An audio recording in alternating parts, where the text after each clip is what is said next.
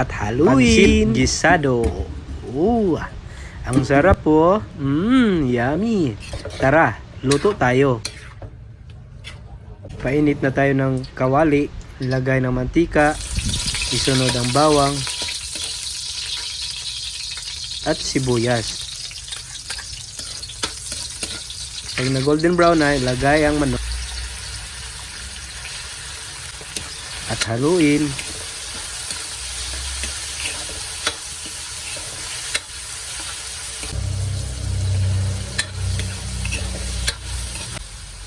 Sunod naman natin ang atay ng manok.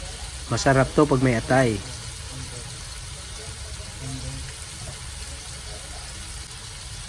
Tapos haluin. Golden brown na, tsaka takpan natin.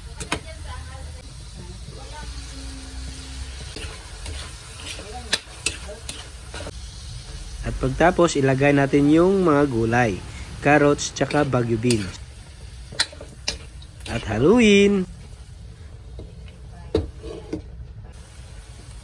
Sunod, timplahan na natin. Lagay muna tayo ng toyo. Magic sarap. Para malasa.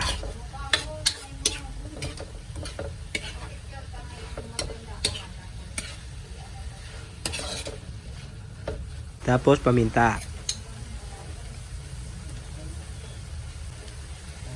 Isunod naman natin yung repolyo. At haluin. Tapos takpan.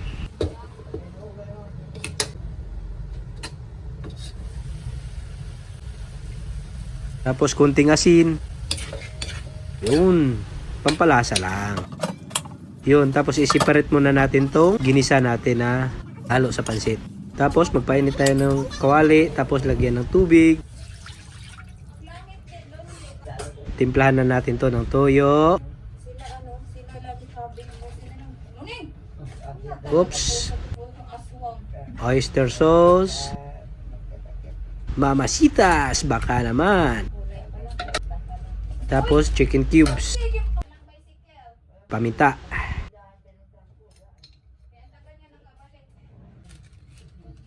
At magic sarap. Baka naman. Haluin. Pag kumulo na, ilagay na natin yung pansit canton. 500 grams to.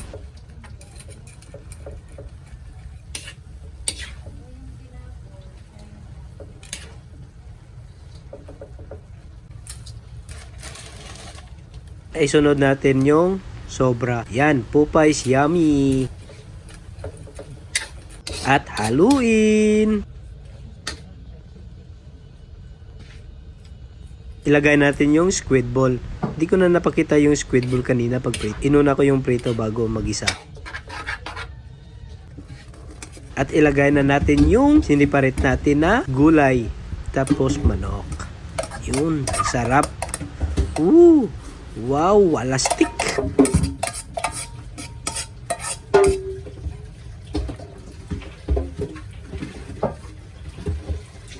At haluin. Yun. Tapos na nga. Ang sarap ng tikman. Nakakabusog talaga ang pansit. Pampahaba ng buhay, pampagwapo pa. Tara na, luto na. At haluin. Bye-bye.